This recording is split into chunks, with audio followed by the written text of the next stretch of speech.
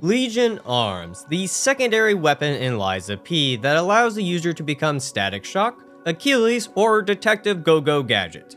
This secondary weapon is usually just an afterthought when it comes to the normal gameplay of parrying with weapons or just hack and slashing. But I'm here today to answer one important question. Can you beat Lies of P while only using Legion Arms? Also, make sure to like and subscribe if you want to see more crazy runs like these or just like seeing me suffer. With that said, let's get into the rules for this run. Rule number 1, I can only use Legion Arms, which means no weapons or throwable items. Rule number 2, no summons. I gotta do all the fighting on my own. And lastly, rule number 3, I must beat every boss in the game. With the rules done with, let's get this adventure started.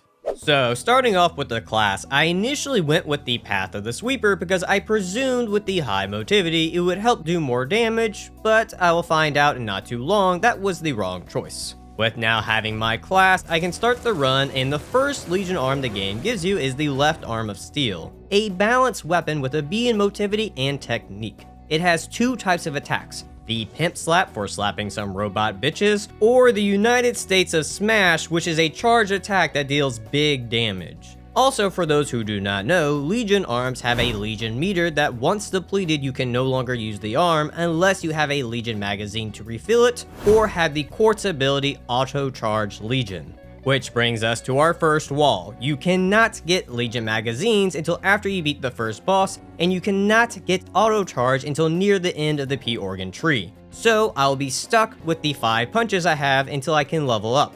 Which brings us to the next wall. I cannot level up until I beat the policeman puppet, and as you can see, after using the 5 punches, I was not able to kill the police puppet. Which leads into a very interesting fact about Lies of P's damage. When dealing damage, a RNG roll is done for that hit. The damage can be increased up by 20% or decreased down by 20%, which means every hit is a gamble on what damage number you will get.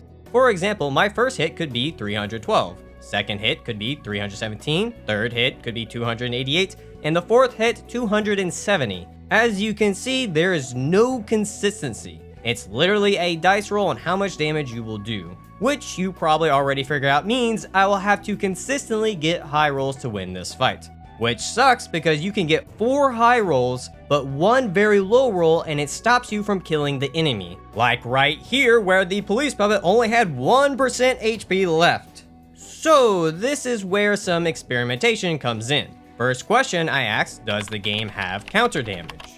From my testing, it does not. I have traded blows multiple times with the officer, but I never once saw a spike in damage. The second question I asked is, does hitting him from behind do more damage?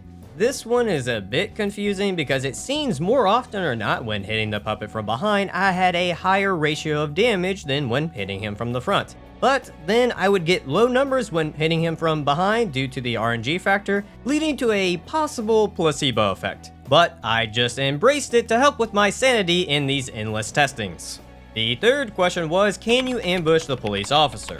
In Lies of P, the game has an ambush damage or surprise damage as it would be in other games. Simply, if you surprise the enemy from behind, you will do more damage to them. Unfortunately, it's practically impossible to do this. You can lead the officer away, but you will then aggro all the other enemies that you could not kill. So, trying to sneak attack him while other puppets attacking won't really work. How about once he gets back to his area? Nope, the second you get remotely close to him, he'll immediately turn around. So there really isn't any efficient way of pulling off an ambush. Which now leads to the final question. Did I pick the right class? I went back and looked over the class's stats, and when adding the Path of the Cricket's motivity and technique, it came out to 18, whereas the Path of the Sweeper comes out to 16. You might think those 2 points wouldn't make a difference, but let me tell you here, that made a massive difference.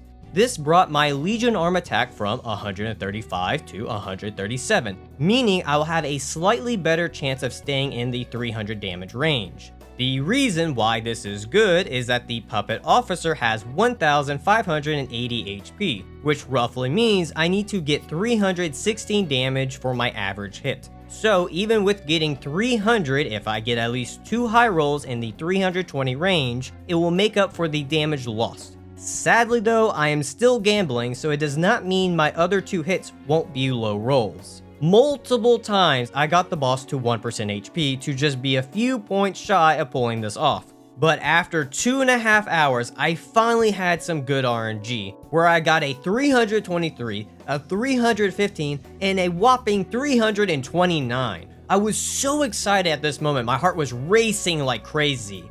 And then I got a 296, which immediately made my heart sink. Multiple times I have seen this where I get a good string of hits for it then to just go to shit. So I honestly gave up right here because I would need a 314 or higher to kill, and I just didn't see it happening. Then out of fucking nowhere, I got a 326. My mouth literally dropped open and I was dumbstruck. I just sat there looking at the screen in disbelief that I was actually able to pull it off. But once the shock wore off, I knew my work was just beginning. After pulling off that RNG miracle and possibly finding out I have a gambling problem, I can finally level up. Which brings us to the next hurdle. I knew that Parade Master has 4,400 HP, so I was going to need way more damage than I was doing, so I was going to need to be a higher level for this fight. The hurdle part of this is that you can't level past 20 in the starting area. Why, you ask? I have no fucking clue. I see no reason to not let the player just level as much as they want, but the devs decided the player would be locked at level 20 until they beat the first boss. Another issue, as stated earlier, I cannot get Legion magazines until after this first boss fight. Trust me, I tried. I killed every enemy in this area multiple times and not once did they drop one. So I went in at level 20 to see what I could do, and on my best run, I got his health halfway. So, can you beat Liza P with Legion arms only? No.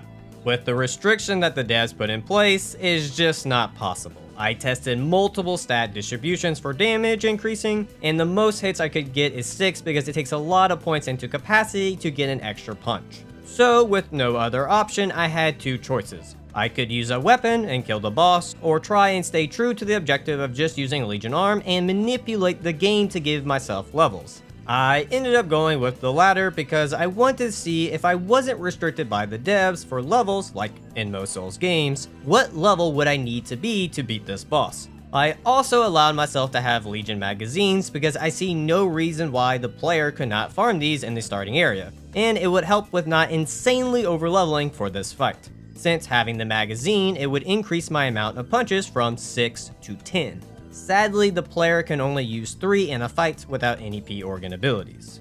With all that said, let's get into the fight.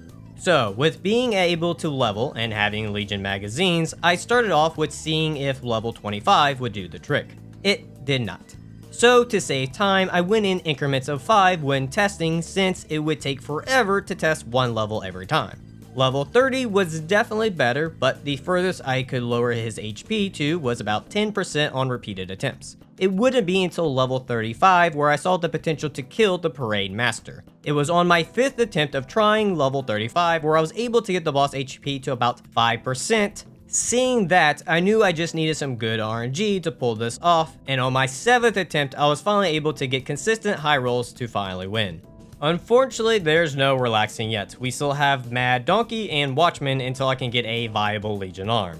With Parade Master defeated, I can finally level up normally, obtain my 2nd Legion arm Puppet String, which has no use in this run since it's meant to be used with a weapon, and can buy or farm as many Legion magazines as I want. With those 2 things out of the way, I pick up the Life Amulet and take on Mad Donkey, who was a bit of a challenge surprisingly. With him being able to quickly dodge afterwards, I ended up whiffing a good bit, and I could not whiff if I wanted a chance of killing him. But even with getting all 10 hits off, I was just a bit off from killing him.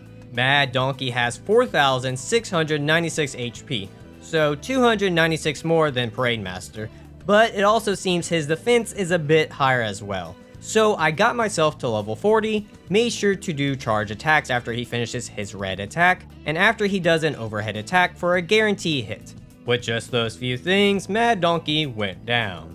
With Donkey defeated, I pick up the Puppet Destroyer's Amulet to help out with damage against puppets and take on Scrap Watchmen. And y'all can already guess, being level 40 with the Puppet Destroyer's Amulet was nowhere close enough to kill this boss. With Watchman having 8,710 HP, I was going to need more punches and more damage. So eventually I leveled myself up to 70, and I figured this should be enough to kill Watchman since it's doubled the amount I was for Parade Master. Being at level 70 and having the amulet, I was only able to get him to a quarter of health, which is a lot when you only have a limited amount of punches. It wouldn't be until level 90 that I would see a chance of winning. At level 90, I can now do 12 punches using all 3 Legion magazines. Getting hits off in this fight wasn't too tricky. Watchman just has a lot of attacks where he stays paused after doing them for easy hits. Tragically though, with doing much higher damage and having way more punches to use, I kept getting low rolls, leading to the boss surviving with about 5% HP, and after the 10th time of this happening, I just had enough. I had my fill of gambling earlier in this run and just wasn't in the mood to keep gambling for hours on end. So I leveled up to 95 and was just able to kill Watchman with my last punch. I did not expect to have to be this high of a level to beat this boss, but I'm just happy it's over. With Watchman defeated, I can now get access to the P organ, where I focus on increasing Legion magazine carrying capacity and increasing Legion gain effect, with also getting Legion regain after killing an enemy. Once done with that, I finally can get my next Legion arm, the fulminis, which will be very crucial in this run. The fulminis does electric damage and has a B scaling in motivity and advance. This weapon has a basic attack and a charge attack.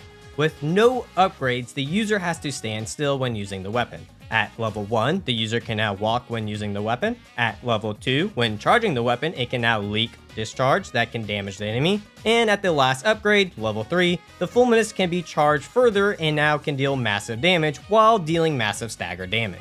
Sadly, I do not have any Legion calibers yet to upgrade it, but with my current level, that really won't be an issue here. As you can see, the Puppet of the Future didn't really stand a chance. Oh, speaking of Legion calibers, I killed the shield robot for one, but I decided to hold off on using it just yet. I didn't really know at this point which arms were going to need to be upgraded or not, so I just wanted to play it safe for a while and hold on to them until I felt like I really needed to use them. Also, I figured it would make the next boss fight a bit more challenging not being able to walk when using the fulminis. After getting the caliber, I upgraded my organ some more to get an extra amulet slot. With that done, it's time for the next boss, King's Flame Fuoco. So, with me being level 95, I kind of did a lot of damage with a fully charged shot. Like, a lot. Which I figured was going to be the case at this point since I had to be at such a high level to kill Watchman. I had hoped not upgrading the arm would spice things up a bit, but it was really easy to just run around fuoco and get easy shots in to kill the poor guy. Don't worry though, things do get more interesting later on. With fuoco defeated, I can now obtain the Flame Burge. The Flame Burge deals fire damage and has a C scaling in motivity and A scaling in advance. With no upgrades, it is just a basic flamethrower. At level 1, the range of the fire is extended. At level 2, you deal more damage the longer you do the attack. For the final upgrade at level 3, after the level 2 effect is procced, you can press Y or triangle to do an explosion attack. And who better to use this new Legion arm on than Survivor? Surprisingly, it didn't do crazy damage. I know it's a +0, but figured with how well the fulminis did with damage, the Flame Burge would do the same. But it was a bit of a challenge to actually burn this mini-boss to death. With Survivor taken care of, I blow up a shovel robot for the Carrier's Amulet to help a bit with weight management. I then stumble across the Atone. Unfortunately, at this time I forgot to switch out fulminis for Flame Burge. I figured it wouldn't be that big of a deal, but I forgot how fast stalkers can move after attacking, so I ended up whiffing most of the time, leaving me to run out of ammo, forcing me to have to die. But not wanting to be outdone by her, I went back in without switching my Legion arm to show the Atone who the real boss was. If you watch enough of my videos, you'll learn I don't make the wisest decisions, but I'm happy to say I was able to get her on my second attempt.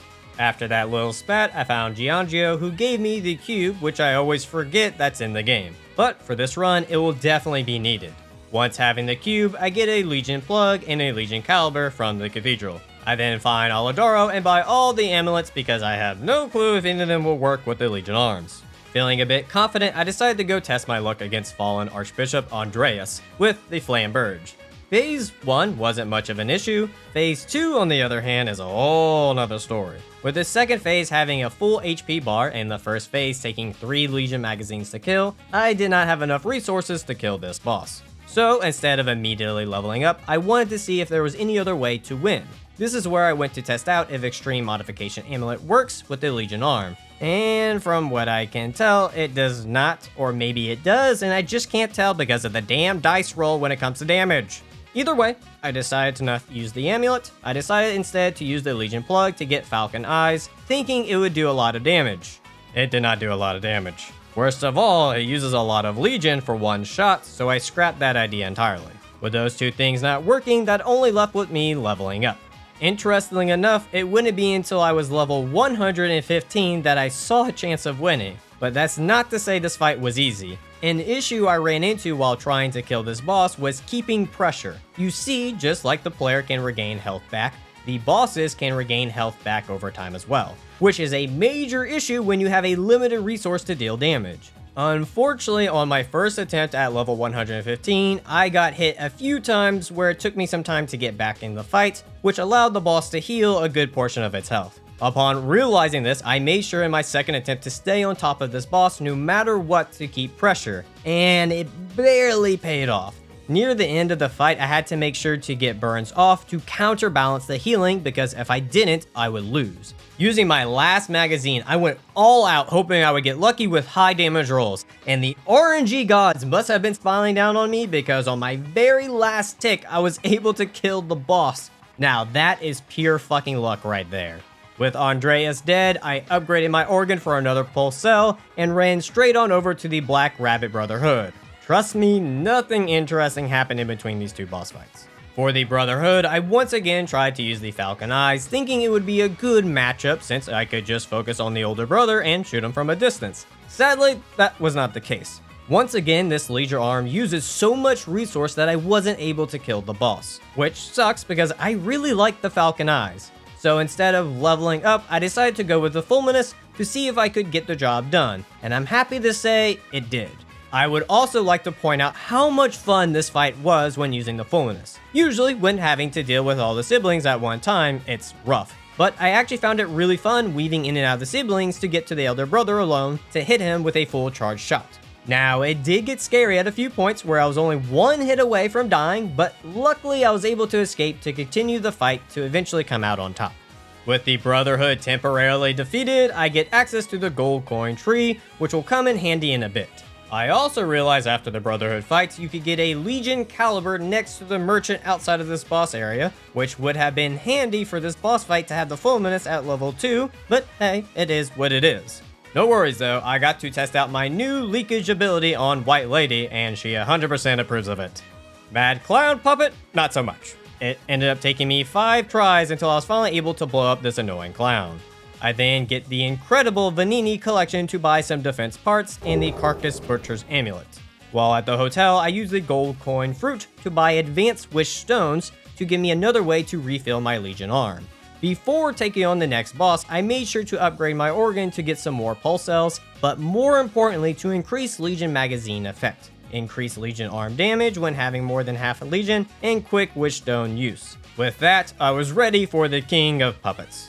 So of course, with the King of Puppets being a puppet, I went with the fulminis for this fight. On my first attempt, I struggled a bit with the first phase trying to get the timing down to attack, which led to me dying. Round 2 was much better with my dodge timing that I was finally able to get some fully charged hits off with some nice high rolls for damage. Actually, I did so much damage in fact, I didn't even need to use the Legion magazines or the cube to get my Legion back to finish off the first phase. Now, the second phase was a bit tricky to find the right time to do a charge attack. Since Romeo is pretty dang fast in this phase, I actually found if I stayed back during this phase, I could bait out his jump attack to then get a charge hit off. Well, sometimes it would work, other times not so much. Even though I was doing well this go around, once Romeo went for his long combo, I ended up dying. During attempt 3, I found a better time to strike was when he did his red attack where he spins on his scythe. When he does this, it's very easy to run behind him to get hits off, and you can get lucky that he'll do it 2 times in a row. Once again, I made it to the Romeo's endless combo attack, But this time, I remembered a comment from my last video telling me I just needed to dodge left of the combo to survive. And sure enough, it worked like a charm. I might have gotten nipped a bit, but I was just happy to survive, and thanks to that commenter's advice, I was able to stay in the fight to beat the Puppet King. Well, that's embarrassing. That normally doesn't happen, I swear. Let me just pop some pills real quick, and there we go. See, I get the job done. With the Puppet King no more, I destroy some rogue robots, pick up another Legion Caliber and Legion Plug, run past an enemy that drops a Legion Caliber, which I won't realize until after this next boss fight, and pick up some supplies to buy another Legion Caliber. Being back at the hotel, I hit up Aladoro for the Triumvirate Amulet, which will increase my Legion scaling up 1 rank. So for example, Fulminis has a B in both Motivity and Advance, so now with the amulet it will be an A instead. I then restock up on Legion magazines, upgrade the Burge, and upgrade the organ to have another amulet slot with an increased consumable capacity with an extra pulse cell. With the prep work done with, it's victor time.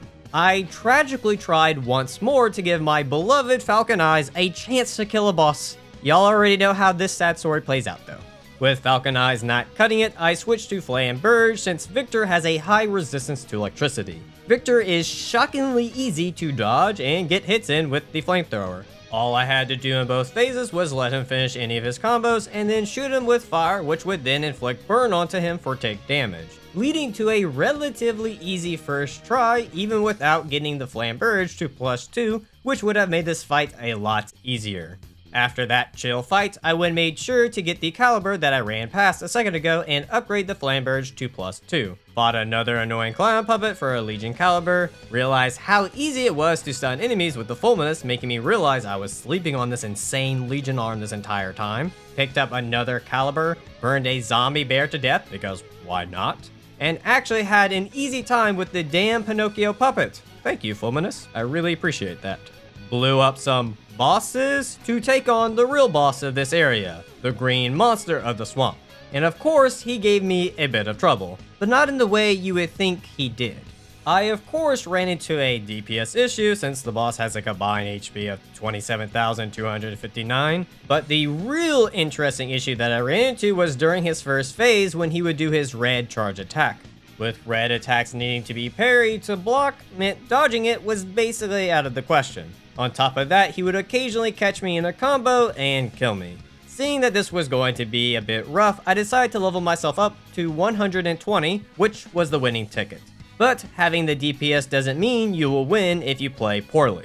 I was overconfident that I could just DPS the boss down with him only having 5% HP left, but ended up leading myself to my own death, causing a bit of a losing streak, dying a total of 8 times. Which I was okay with because I did learn a lot in this fight. I found in his first phase, when he does his combo attack, you can run around to his left, and you will be completely safe to get hits in. For phase 2, when he does his charge attack, you can run around the last charge where he rolls forward to get free hits in.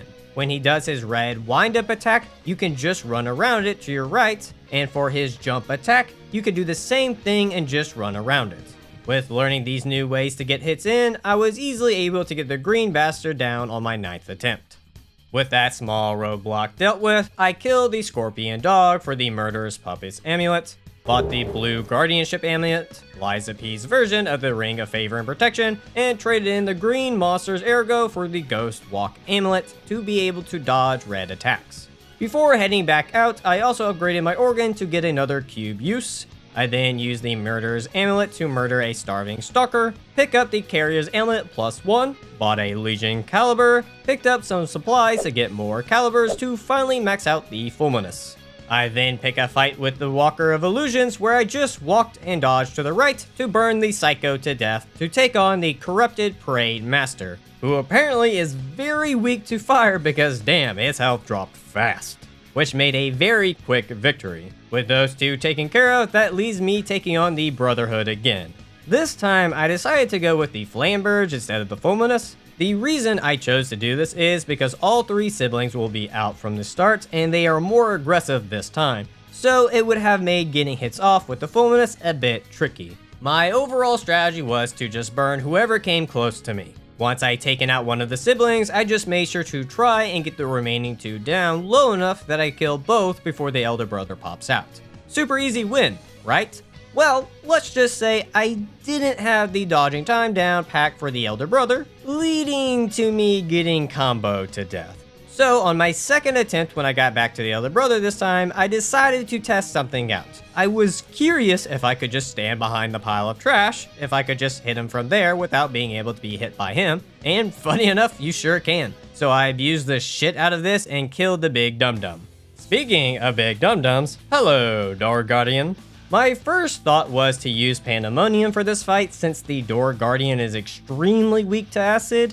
Unfortunately, he doesn't sit still long enough to get the decay effect to proc. So I switched back to the trusty old burge, which had no issues knocking down the big guy and dealing decent damage. Before taking on this run, I had read some Reddit posts saying how this run is practically impossible at this point due to the Guardian being a gimmick fight, since you need to make him fall over to do a visceral for big damage. But the fact is, you can easily kill the big guy with the burge. Probably best to test things out before commenting on something like that. With Dum Dum the second taken care of, I found Black Cat and gave him the stalker treatment of walking in a circle while burning him alive. Also on my way up the tower, I got to see how crazy strong the second charge attack is on the fulminis because, my lord, it sent that puppet flying. After that, I did my final organ upgrade for the run, allowing me to add a second Legion arm and getting the auto charge Legion. Before heading out for the boss fight, I made sure to finish upgrading the burge. With that said, it's Laxasia time. For Laxasia, I decided to go with the fulminis and burge because I feared I could use the fulminis in the first phase where she doesn't have high electric resistance, and use the burge in the second stage when she does. First phase was really straightforward, just do a full charge after her slam attacks, or just wait until after she does a red attack. With just those 2 simple things, I had no issues beating her first phase. Now the second phase was a whole different story, as you can see right here. In her second phase, she becomes a lot faster as well as her attacks. So it definitely took some experimenting with dodging directions to figure out how to avoid her attacks. Another issue I ran into was her red attacks, which is my fault for not putting on Ghost Walk. I kind of forgot about it at that time, but the bigger problem was the burge. It just wasn't a good matchup for this fight. With how fast Laxasia moves, I was just struggling to get hits on her. So I went back to the drawing board and decided to go with the Falcon's Eye, but first I decided to get some more calibers so that I could get it to level 2 so that I could do 2 shots with it back to back. With that done, I went back into the fray, but this time with Ghost Walk, which helped a lot to dodge the red attacks and get free hits in. A mistake I made early in this fight was forgetting that you can't shoot the gun from super far away, which hurts a lot when the gun takes up a lot of Legion per shot. I honestly thought I royally screwed myself over here. Continuing with the fight though, I made sure to keep a medium distance as best as I could to get safe shots off, which was working well for the most part. Unfortunately, midway through the fight, I ran out of pulse cells with no way to recover them. The real scary part was when she got me to 2% HP and I only had a few shots left of the Falcon. The insane part about all of this is I somehow pulled it off and I have no fucking clue how I did it. So I'm just going to let the rest of the fight play out so you can see how close it got.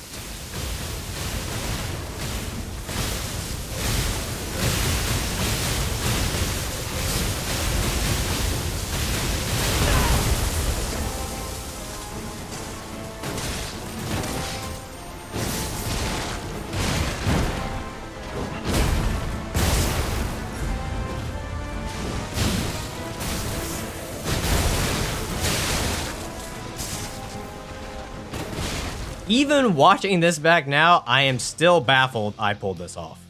Thanks to that miracle, I celebrated by shocking Red Fox to death. With her out of the picture, that just leaves Manus, the legendary Pokemon. If you don't get that inside joke, check out my advance only run. Now, this was a fight I thought was going to give me hell since I have struggled super hard with him in my last 2 runs, but weirdly enough, that was not the case this go around. The 2 Legion arms I decided to go with this time was the burge and the Falcon Eyes. The burge was for inflicting burn to help with stopping HP recovery, and the Falcon Eyes was for range attacks. Phase 1 wasn't horrible. For the most part, I just walked to the right while shooting fire, waiting for an opportunity to use the blast attack for decent damage. For Phase 2, I wasn't too sure how I was going to go about this fight, so my first thought was to bait out his jump attack for free hits afterwards, but I kept getting hit by his follow-up attack until I realized if I get right on top of him after and dodge right under his arm, I could avoid the attack. This ended up becoming the only time I felt safe to use the burge on him, since every other time I would try and dodge his attacks and get hits in, he would hit me. So it became staying back and using the falcon eyes to get damage in, and when he would jump, switch to the burge to hope and get the burn proc off. And sure enough, on my second attempt, I was able to take down this legendary Pokemon. Before taking on Nameless, I had one more side boss to take care of, and of course I made sure to kill Owl Doctor with the falcon eyes so that it could at least have 2 boss kills under its belt. With Owl Doctor dead, that only leaves one boss left, the Nameless Puppet. Not going to lie, I had a bit of a rough start with him. For this fight, I went with the fulminis and the falcon eyes, and I'm pretty sure I don't need to explain why I picked these 2 guys. Now for this fight, I could have gotten falcon eyes to +3, but a part of me wanted to keep the challenge of not having a quick shot after a dodge, which I regret now looking back on it. It took me a few tries to get the first phase, but once I figured out the timing for his wide swing combos, I didn't have any issue getting hits off, and sometimes I would get so lucky he would actually keep doing the same combo over and over, which led to some super fast first phases. Now for the real boss fight, the second phase. Earlier on, I found how easy it was to dodge his red charge attack and get a full charge off on him. You can also get a hit off on him after his red slam attack, but you'll need to be quick since he usually jumps right afterwards. Also, if you just go for a level 1 charge, you can get a hit off after every combo finishes, but this is a bit risky. With how fast Nameless was, I was really struggling to find a good opportunity to use the falcon eyes, and in hindsight, I probably should have just gone with the burge or Deus Ex Machina for this fight. Without the dodge shot, the falcon eyes was just too slow, which led to my saddest death. On my 9th attempt, I had gotten Nameless literally to 1 HP. All I had to do was refill my Legion and hit him with a quick shock attack to win. But I thought I should play it safe and just shoot him from a distance, which I then learned quickly was a bad choice. Being blinded by my tunnel vision, I stuck with the falcon eyes, leading me to get grabbed and die. To say I was heartbroken here would be an understatement, but I stayed strong and did not cave and go upgrade. The real key to victory here was being more aggressive. Instead of waiting for the most part to get safe full charge attacks off, I decided to attack more frequently with just level 1 charges to get his HP down faster. Using this new strategy and learning that hard lesson a few tries ago, I was finally able to beat the Nameless Puppet on my 12th attempt. Man, talk about a fun and interesting run. I really enjoyed all the problem solving I had to do to beat some bosses. It also helped I wasn't being one-shotted or two-shotted like in single stat runs. Also, I do plan on returning to this character run when the DLC comes out. I would really like to see how this run plays out in the DLC. With all that said, if you enjoyed this video and would like to see more like it, hit that subscribe button. At this time, I would also like to thank my channel supporters. If you too would like to support the channel or have your name in the video, you can click the Patreon link in the description or click the YouTube join button. I also from time to time stream my runs, so you can catch me streaming on YouTube or over on Twitch at Arcane Gaming. I want to thank you all for watching, and until next time, take care.